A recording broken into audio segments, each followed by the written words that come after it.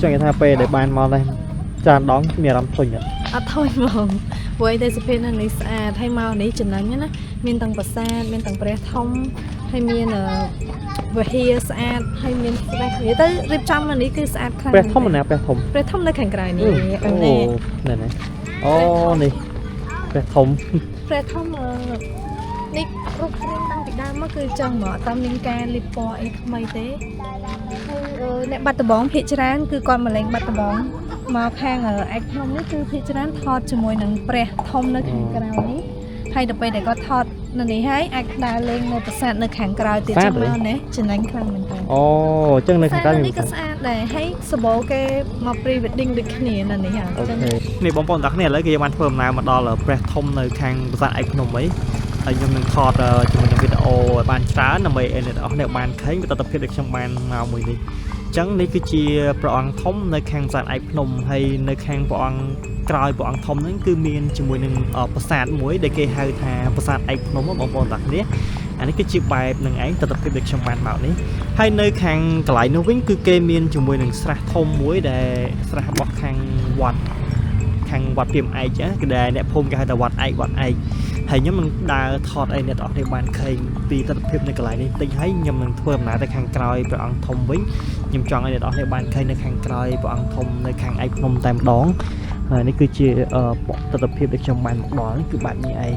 ហើយនៅពេលដែលយើងបានមកដល់នេះអ្នកនរអស់គ្នាកុំភ្លេចមកថតរូបនៅកន្លែងព្រះអង្គធំមួយនេះទៅដើម្បីទុកជាអនុស្សាវរីយ៍ឬក៏ផុសនៅក្នុង social media Facebook TikTok អីចឹងទៅយើងអាចចែករំលែកពីតំបន់ទេសចរនៅខេត្តបាត់ដំបងទៅកាន់ platform ផ្សេងៗតាមដែលអ្វីដែលអ្នកនរអស់គ្នាអាចធ្វើបានអញ្ចឹងណា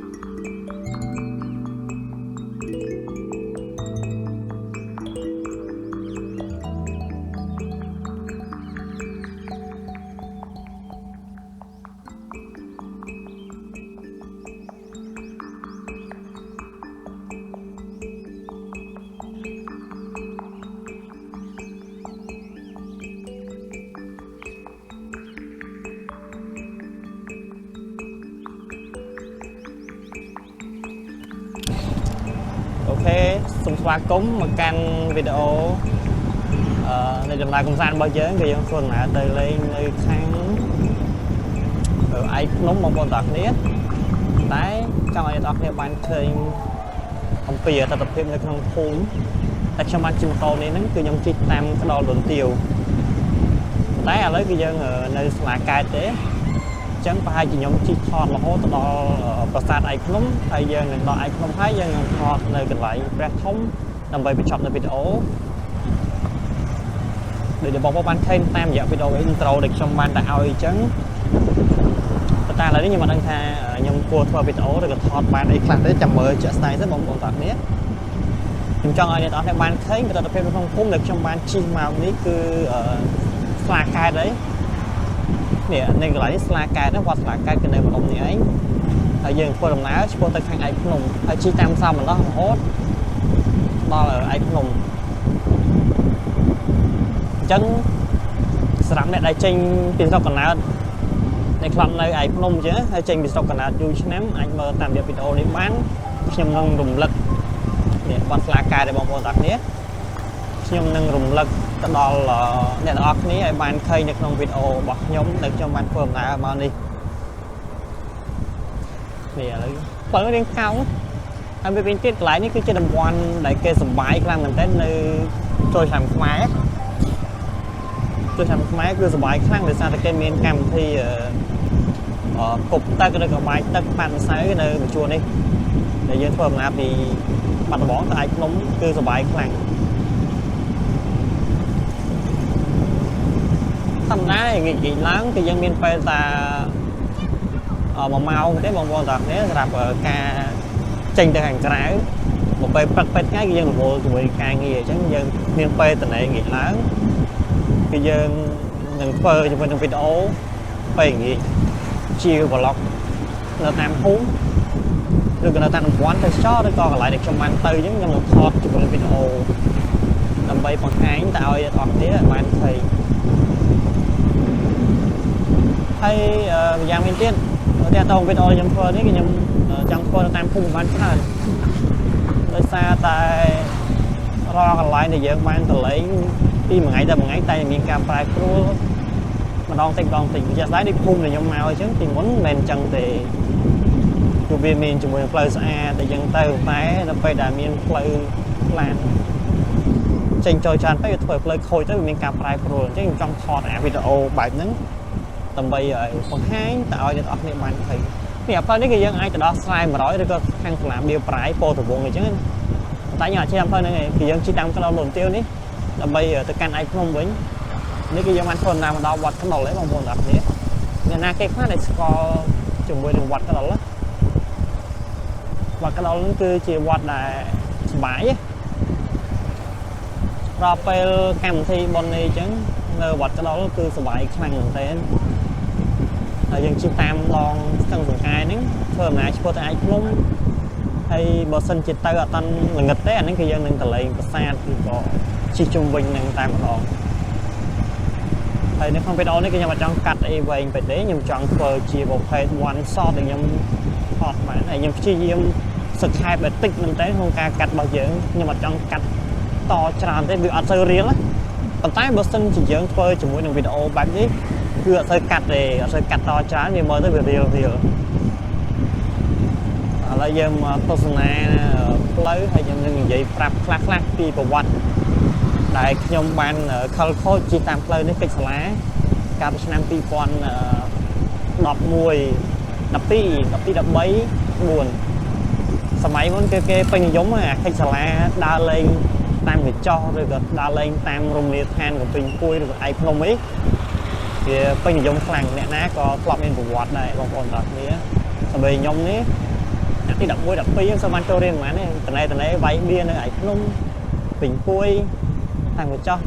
តែឥឡូវគឺយើងកែខ្លួនហើយបងប្អូនទាំងគ្នាយើងកែខ្លួនទៅជាមនុស្សល្អអញ្ចឹងមិនមែនមនុស្សល្អធម្មតាទេគឺជាមនុស្សល្អដែលនៅក្នុងសង្គមហើយសង្គមគេទទួលស្គាល់ទៀតហេតុអីបានជាសង្គមគេទទួលស្គាល់ទីមួយដោយសារតែយើងជាមនុស្សដែលបង្កើតជាមួយនឹងវីដេអូផ្ដល់វីដេអូល្អទៅឲ្យសង្គមតាមរយៈ Facebook ឬក៏ TikTok YouTube អីចឹងទៅអញ្ចឹងយើងនៅមានវិជាប្រយោជន៍ភាពខ្លះដែរនៅក្នុងសង្គមហើយខ្ញុំពីច្រើនផ្ដោតទៅលើ Facebook ច្រើនជាង YouTube ពីមុនអត់សូវផ្ដោតសំខាន់លើទេតែឥឡូវគឺយើងរត់មក YouTube វិញហើយដោយសារតែ YouTube វាជា platform ដែលល្អសម្រាប់ content creator ឬក៏ influencer ដែលចាប់ផ្ដើមជាមួយវាគឺល្អខ្លាំងមែនទែនអញ្ចឹងខ្ញុំសម្រេចចិត្តថានឹងរត់មករក YouTube វិញ YouTube ដែលខ្ញុំធ្វើជា category travel ឬក៏ vlog អីចឹងទៅហើយពីច្រើនខ្ញុំធ្វើ vlog ទៅ2នាក់ទេពីដៃគូរបស់ខ្ញុំហើយថ្ងៃក្រោយទៅខ្ញុំចង់រក្សា memory ល្អឲ្យបានច្រើននៅក្នុង channel YouTube ពីអ្នក travel ដល់ឥឡូវនេះយើងបានជិះម៉ូតូនេះយើងដាក់កាមេរ៉ាយើងធ្វើការនិយាយគ្នាលេងឥឡូវគឺយើងធ្វើដំណើរមកដល់នេះហើយមកដល់អីគេភូមិនេះសាប្រហុកហើយតើទិដ្ឋភាពនៅក្នុងសាប្រហុកនេះគឺស្អាតហើយបងប្អូនទាំងគ្នាអ៊ូអប្រជាជនអ៊ូអមានភាពយូរីរាក់ទាក់ជាអញ្ចឹងទៅហើយបើផ្លូវដែលខ្ញុំបានមកដល់លើស្ពាននេះបើសិនជាអ្នកទាំងអស់គ្នាបាត់ទៅខាងស្ដាំដៃគឺយើងធ្វើដំណើរទៅដល់ខាងកណ្ដុបសាលាតអនឬក៏ព្រែកនរិនអញ្ចឹងទៅព្រែកនរិនព្រែកត្រប់រហូតដល់បាក់ព្រាហើយចូលដល់ព្រែកតលអញ្ចឹងស៊ីសងលើយើងជិះតែអស់ត្រឹមបាក់ព្រាហ្នឹងទៅលេងមុខទៀតហើយតោះយើងជិះទូកបងប្អូនទាំងគ្នាហើយនេះគឺបែបនេះឯងបងប្អូនអើយខែនេះខែមានត្រីអញ្ចឹងត្រីឡើងអ្នកខ្លះក៏គេរកត្រីតាមបឹងបូបឺបឹងបឺខ្លះក៏គេរកតាមស្ទឹងអញ្ចឹងអ្នកខ្លះគេទិញត្រីយកមកឆ្អើទុកពេលខែភ្លៀងអញ្ចឹងទៅចាអានេះវាជាទំនៀមទម្លាប់របស់អ្នកស្រុកឯកភ្នំឬក៏អ្នកដល់លំទាវគឺបែបនេះឯងពីច្រើនគេធ្វើជាមួយនឹងសម្បកណែមគឺគេធ្វើជាមួយនឹងចេកហាលឬក៏ត្រីឆ្អើដើម្បីលក់រកស៊ីអញ្ចឹងទៅហើយខ្ញុំមិនដឹងថាដល់ឯកភ្នំហ្នឹងវាងឹតឬក៏យ៉ាងម៉េចណាតែមើលជាក់ស្ដែងសិនអូសាច់អាំងហើយនឹងភីហ្សាលយហើយតែខ្ញុំលយណាធ្វើអានេះមើលបើសិនជាគាត់ content មកខ្ញុំឬក៏តាក់តងមកខ្ញុំធ្វើវីដេអូប្រម៉ូទខ្ញុំប្រម៉ូទឲ្យ free បងចឹងសម្រាប់ client ដែលនៅក្នុងដែលឃើញក្នុង YouTube ខ្ញុំអីប អត់ចង់ចំណាយលុយច្រើនទេបងប្អូនខ្ញុំក៏បែកអត់អាចតាក់ទងខ្ញុំខ្ញុំជួយប្រម៉ូទឲ្យនិយាយទៅខ្ញុំទឹកចិត្តប្រម៉ូទនេះអាតាម local food ច្រើនខ្លាំងមែនតើដូចជានៅតាមតូបទុយអីខ្ញុំដឹងថាពួកគាត់មកមិនសូវចំណេញច្រើនអីចឹងខ្ញុំជួយប្រម៉ូទអីច្រើននេះនៅសាលាតអនអីចឹងឥឡូវគិតទៅតូបទុយណាតែមានលុយជួយយើងគាត់ណាគាត់មួយថ្ងៃចំណេញបានតិចៗយកឡៃជួលយើងមកប្រម៉ូទឲ្យអស់ទៅ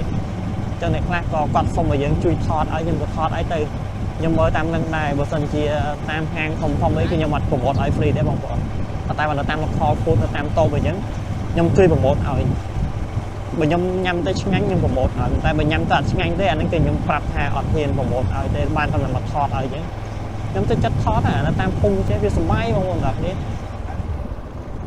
មានការរោត្រីតាមអូតាមស្ទឹងនេះ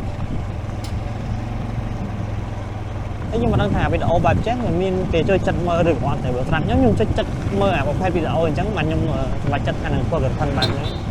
តែបើស្រាប់អ្នកផ្សេងគេចូលចិត្តបែប travel chill កន្លែងទៅនៅអីគេចិត្តមើលបែបចឹងតែសម្រាប់ខ្ញុំអា content បែបចឹងខ្ញុំស្រឡាញ់ហើយនឹងចូលចិត្តពេលចានខ្ញុំចូលចិត្តបែបតកស្រែអានេះវាជាអារម្មណ៍របស់ខ្ញុំវាបែបហ្នឹងហើយនៅក្នុងការមកឯកខ្ញុំនេះមក2ដងឯងវីដេអូមិនតាន់កាត់ហើយទេឥឡូវមកម្ដងទៀតឯងវីដេអូមិនតាន់កាត់ហើយឥឡូវយើងមកម្ដងទៀតឯងដោយសារតែយើងស្រឡាញ់ជួយចិត្តនេះសមាគមមនុស្សចាស់សហគមន៍សមាគមមនុស្សចាស់មានសមាគមអ្នកក្រអត់ចង់ចូលសមាគមអ្នកក្រមួយនេះនេះដល់ភូមិអីគេនេះដល់ទេតែតាមដល់សាប់ម្ល៉េះនេះខ្ញុំខ្ជិលយកទៅកាត់ណាបងប្អូនតានេះខ្ញុំប្រហែលជាផុសទៅអញ្ចឹងបណ្ដោយណាកុំប្រកាន់ទេសារថាយើងវាអត់មានពេលធ្វើអាវីដេអូនេះដេកលយទេណាកូនកូននេះធ្វើចេកហាលឬក៏ធ្វើសម្បកណែម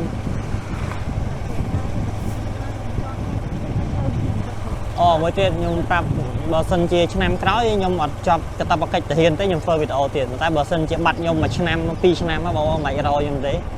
បើសិនជាថ្ងៃណាមួយបាត់ខ្ញុំអត់ឃើញធ្វើវីដេអូអាហ្នឹងខ្ញុំចូលធ្វើទាហានទេបាទចប់កាតព្វកិច្ចតែមិនអីទេយើងគិតបំផុតទេអញ្ចឹងយើងចូលរួមទាំងអស់គ្នាដើម្បីការពារប្រទេសជាតិឥឡូវមកដល់ពីមឯកសមាគមពីមឯកនៅនេះគេហៅថាសោមនស្សកន្លែងនេះនៅវិទ្យាល័យពីមឯកក៏នៅនេះឯងហើយនៅកន្លែងមុខបន្តិចហ្នឹងក៏នៅសោមនស្សនេះនៅខាងឆ្វេងដៃ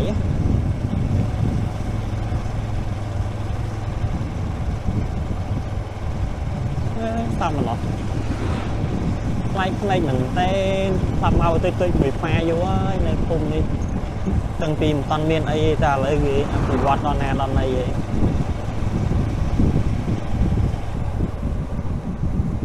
ស្រស់ស្រាយខ្លាំងនៅតាមភូមិហើយក្នុងការធ្វើដំណើររបស់យើងពីមុនគឺយើងធ្វើដំណើរដោយคลิกតែឥឡូវយើងដូរម៉ូតូថ្មីបងប្អូនតានេះខ្ញុំជិះម៉ូតូ CT វិញអីខ្ញុំឆ្លាញ់ម៉ូតូនេះយូរហើយខ្ញុំមើលវីដេអូ Daigo Explore ផ្សេងគាត់ជិះម៉ូតូនេះខ្ញុំឆ្លាញ់យូរហើយតែអត់មានលុយទិញច្រើនសំរហូតដល់មានលុយទិញអា CT នេះជិះទៅខ្ញុំអត់បានលេងគ្រឿងអីច្រើនទេតែថ្ងៃនេះមួយទុកជិះធ្វើវីដេអូតែចាំខ្ញុំធ្វើជាមួយនឹងវីដេអូ travel នេះជាមួយ CT 125នេះទៅខាងតកង់សៀមរាបអីធ្វើបានវីដេអូច្រើន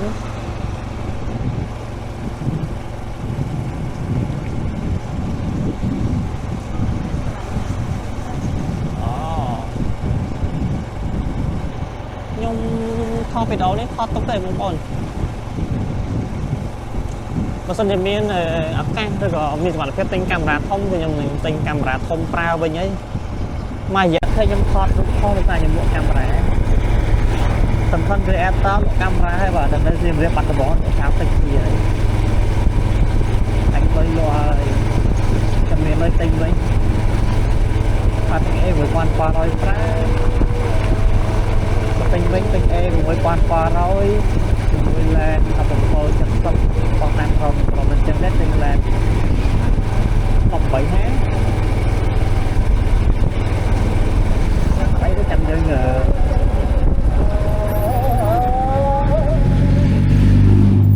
đây ngất mặt đấy mà làm ăn chưa đại á hôm đấy mình ca điện thoại mở cặp hơi cặp ấy mà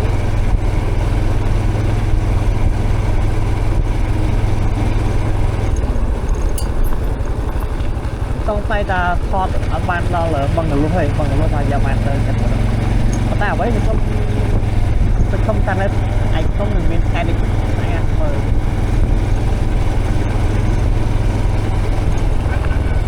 ตัวน้ำเย็นๆเงินปลายตั้งแต่ชีวาเป็นโคแกะแล้วมาลองจัดนั้นยังเลยมันเพลงไม่จะมีตลอดอยู่มั้งไม่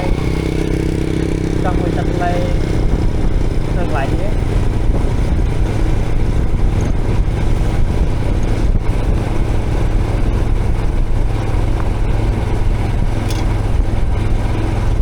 apa ini yang aku kayak beri ini cuma beri aja nih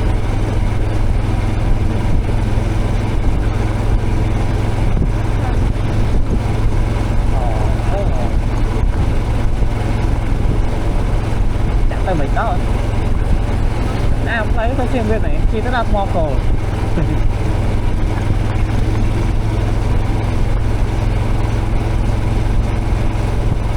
thật là lộn bên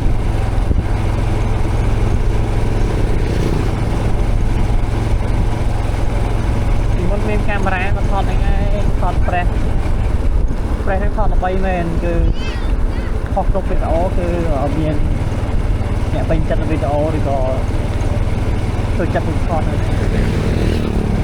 không pha tất tay con này thọt ăn mền vậy mền này hôm chưa cho vào video có thể tung mày là video nó gọi lúc thọt nó không tung mày cái sao là biết play cái này ăn thấy play cái này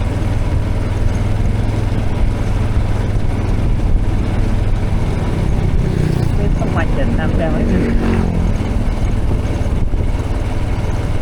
tất cả tập thể nó thay camera mình thọt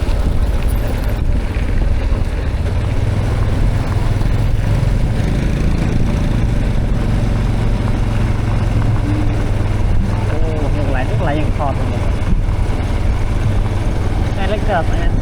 tôi dạy về mình xem vậy tôi thọt rồi này nó được ăn không ai không phải tất cả ó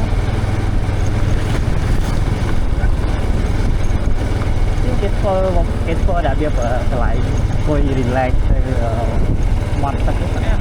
rồi đó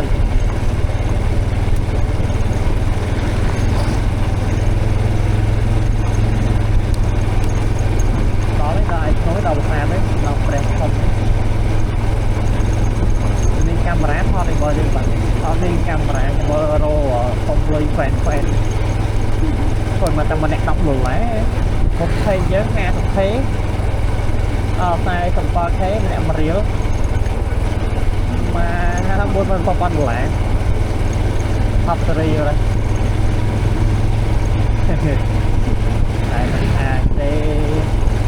ai bây giờ phơi sang việc quan là làm ở tại bây giờ nên là lâu nay nguyên ca cái phong này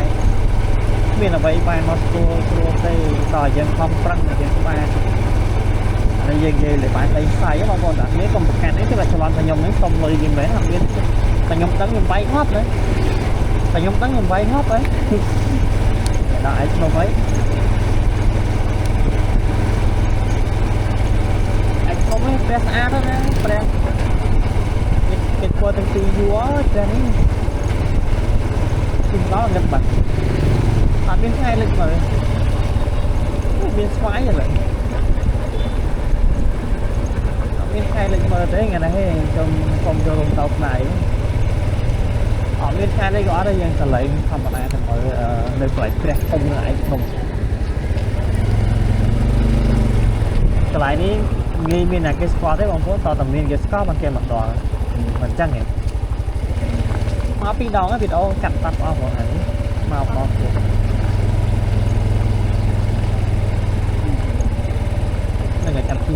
cũng trong họ lại như thế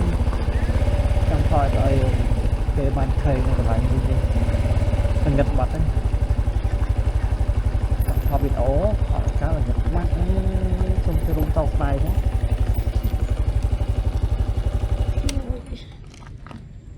xong cái rung tàu này phong mình gật mặtนี่มันไอ้ขนมไม่ให้ตัวประเภทไอ้ขนมคือแบบนี้ไอ้ให้เมนจมูกยังตัวอังท้องมวยในแข่งประสาทไอ้ขนมนี้นี่บอมบอลตักเนี่ยเลยคือมันเพิ่มน้ำมาดอลแปรทมในแข่งประสาทไอ้ขนมไหมให้ยมหนึ่งทอดจมูกยังวิดีโอบานช้าหน่อยเนี่ยเนี่ยบานเข่งเป็นตัวประเภทเด็กช่างบานมาหมวยนี้จังนี่คือเชียร์ประอังท้องในแข่งประสาทไอ้ขนมให้ในแข่งประอังกลายประอังท้องนั้นคือเมนจมูกหนึ่งประสาทมวยได้เกี่ยวกับทางประสาทไอ้ขนมบอมบอลตักนี้อันนี้ก็จีบใบหนึ่งไอ้ตัดเป็นเด็กช่างบ้านแบบนี้ให้ในแข่งกลายนู้วิ่งคือเกมเมียนจุ่มวยหนึ่งสระทมมวยได้สระบอกแข่งวัดเตรียมไอ้จ้ะก็ได้เนี่ยพุ่มกันแต่วัดไอ้ให้ย้ำมันได้ถอดไอ้เนี่ยออกในบ้านแข่งตีตัดเป็นในกลายนี้ตีให้ย้ำมันทั่วดำน้ำแต่แข่งกลายประอังทมวิ่งย้ำจองไอ้เนี่ยออกในบ้านแข่งในแข่งกลายประอังทมในแข่งไอ้พนมเต็มดองนี่คือจีตัดเป็นเด็กช่างบ้านหมดดองนี่คือแบบนี้ไอ้ให้ในประเดี๋ยวมันดอนนี้เนี่ยตัวนี้คอมพลีทมาทอดทุกในกระไรเงาปอังทอมมูลนิธินำไปตกเชียนไซเบอรี่หรือก็พอในขนมโซเชียลมีเดีย Facebook TikTok เลยยังเตยยังไอใจมันเลยปีดำบอลเตยจอนขายบัตรบอลแต่การแพลตฟอร์มใช้ตามดาวในตัวนี้ไอเพิ่มบานจังนะให้ในกระไรนี้ก็มีนั้นคือขังช่วยได้หรือก็ขังตามได้นี่มีจำนวนหนึ่งปอังทอมในจะเหียงปอังทอมโชว์ในจะเหียงนี่hay cái này nhầm flop ban thọtรูvì muốn nhầm sắt admin mà nhầm cho thọt này cứ sẽ làm cho mỗi bữa sinh thì mình là các gì mà đã được thọt để bàn thấy khang không nó có miếng pre đấy này đó nên tại nhầm mặt trâu đấy này cứ bàn nhảy dừng từ mới sát tận tính hai dừng thuần là tới hàng cào bánh đi thì giờ là từ sát tận này hàng cào tịch mới cái sáng trong bữa sinh này đó để bàn máu completeถอดหลายนี้ปีมดเมียนจมูกส่วนจะบ้าสื่อกับการชราน้ำตาเลยเคยกินจับดำเบาเจ้าไอ้โอนนั่นนี่ก็ให้กี่นั่นนี่ก็ให้พุ่มไอ้bà ôพุ่มเปียมไอ้สกไอ้น้องไข่บัตรบองngười con trái xã rồi này cho người ta về để bàn mò này tràn đón mìa làm sôi nhỉ thôi mong với đây sẽ bên này sẽ thay màu này chừngนั้นnhá miền tầng bờ xa miền tầng bờ thông hay miền về hia xa hay miền về tới rip trăm là này cứ xa khăn bờ thông là bờ thông là khăn cài này này này ô này bờ thôngนี่รูปเรียนตั้งติดได้เมื่อคือจังหมอตามนิงการรีพอไอ้ทำไมเต้เนี่ยบัตรบองพิจารณาคือก่อนมาเล่นบัตรบองมาแข่งไอ้ขนมนี่คือพิจารณาทอดจมูกหนังเปรี้ยทอมในแข่งกราวนี้ให้เดี๋ยวไปเดี๋ยวก็ทอดนั่นนี่ให้ไอ้ดาเล่งในประสาทในแข่งกราวติดจมูกเนี่ยจะนั่งครั้งเหมือนกันโอ้จังเลยแข่งกราวมีประสาทได้ให้สโบเกมาพรีเวดดิ้งดิคนี่นั่นนี่ค่ะจังเนี่ยได้พรีเวดดิ้งเนี่ยนั่งเตยกันไรนะไอ้เมาประสาทไอ้ขนมเย็นกับบ้านนะจงมันเลยโซธาจังใส่แข่งกราวประสาทชิชไฟมั้ยจมูกตีๆยังชีตะแข่งกราวนี่เนาะเดี๋ยววัดนั่นนี่สะอาดให้จังอย่างให้จังนอมในต่างๆนี่แต่เมื่อในแข่งกราวนี่คือมีดำเชอมีกดมีไอออมให้มีแก่แก่หนังสือให้แก่หลายหรือสระในเลยสระตึกไหนมีสระตะไคร้สะอาดครั้งแต่บ่มชื่อเต้ตะยังแต่เมื่อโอเคชื่อได้จังแต่เมื่อต่างๆนี่ไรนี่บอสจะยังเพิ่มมาเชิงปีแข่งประสาทไอ้ขนมตามจะเฮียงคือยังเพิ่มมาดอดแข่งกราวอีแต่ร้องนี่คือชีพลอยเดี๋ยวยังเพิ่มมาแต่นี้เดี๋ยวยังหายต่อยบอมโอนตะบันเคยทำวิดีโอcái lại ní cái chia ở watt nơi khangประสาทไอ้พนมcái làไปเหี้ยcái lại níเนี่ยคือยังคิดตามกราวนี่ตื้อยังชีต่อแข่งกราวประสาทให้เนี่ยตอนนี้มีจุดเริ่มปีไอ้มาดับมาโตในcái lạiนี้ให้cho tới cái lại nguyên nút đầm bầy từประสาทไอ้พนมจังไตนี่คือchiaตัดเทียบได้ขยมจังหายไอ้บอมโอนมันให้ในขนมวิดีโอมือนี้ได้ขยมมันเพิ่มนะในแข่งกราวwatt មានជាមួយនឹងការរៀបចំសួនហើយនឹងស្រះទឹកធំមួយមានជាមួយដើមឈើជាច្រើននៅកន្លែងនេះតែម្ដងហើយមានការរៀបចំស្អាតខ្លាំងមែនទែនជាមួយនឹងសួនច្បារដែលរៀបចំឡើងដោយព្រះអង្គនៅគង់នៅវត្តឯកភ្នំនេះឯងបងប្អូនទាំងគ្នាហ ហើយទស្សនវិជ្ជាស្មាននេះមានជាមួយនឹងផ្សែង app វាមើលមកវាដូចនៅក្នុងរឿងសម័យមុនអញ្ចឹងបងប្អូនតាគ្នានេះគឺជាប្រាសាទឯកភ្នំដែលខ្ញុំបានដាក់បង្ហាញកាមេរ៉ាឲ្យបងប្អូនបានឃើញនោះគឺជាប្រាសាទឯកភ្នំនឹងឯងហើយនៅជុំវិញប្រាសាទមានជាមួយនឹងស្រះទឹកព័ទ្ធជុំវិញវាមើលមកឃើញស្រស់ស្អាតនិងប្លែកភ្នែកខ្លាំងមែនទែនសម្រាប់អ្នកខេត្តបាត់ដំបងឬក៏អ្នករស់នៅតាមបណ្ដាខេត្តផ្សេងនេះគឺជាទស្សនវិជ្ជាឬក៏សកម្មភាពព្រះសង្ឃឬក៏គង់នៅវត្តនេះចឹងណាហើយគាត់បានរៀបចំធ្វើជាមួយទស្សនវិជ្ជាអស់នេះឯងឲ្យវាប្លែកភ្នែកដើម្បីទាក់ទាញភ្ញៀវឬក៏ពុទ្ធបរិស័ទចូលរួមនៅក្នុងវត្តយើងជាដើមទៅហើយមានជាមួយនឹងកុដិឈើចាស់ជាច្រើនដែលទុកចោលមិនមានព្រះសង្ឃគង់នៅទេបងប្អូនតាគ្នាឥឡូវគឺយើងបានធ្វើដំណើរមកដល់នេះហើយនេះកន្លែងនេះគឺជាខាងក្រោយហើយយើងធ្វើដំណើរចេញទៅដល់ខាងមុខហើយយើងបិទវីដេអូរបស់យើងតែម្ដងបាទឥឡូវយើងទៅជាមួយនឹងគ្នាទៅបងប្អូនតាគ្នានេះឥឡូវគេនេះហ្នឹងឥឡូវគេឆ្កាយនេះគេឆ្កាជាមួយនឹងនេះស្មៅស្រឡះតែម្ដងបាល់ចូលទឹកអូនេះហើយបាល់ចូលទឹកហីអូនេះខាងក្រោយនេះក៏បែបនេះឯងអញ្ចឹងអូខេសូមធ្វើការបិទជាមួយនឹងកាមេរ៉ាសិនបងប្អូនអរគុណចាំជួបគ្នានៅវីដេអូក្រោយទៀតយើងនឹងត្រឡប់ទៅខេត្តបាត់ដំបងរបស់យើងវិញសារយើងមកនេះរៀនងឹតដែរហើយនេះព្រះអង្គធំគឺបែបនេះឯងយើងជិះចូលខាងក្នុងវិញក៏បានដែរនេះយើងចូលខាងក្នុងហើយយើងនឹងបិទកាមេរ៉ាវិញបងប្អូនតានេះថាតែវាយប់ដែរហើយខ្ញុំមិនចង់ធ្វើមក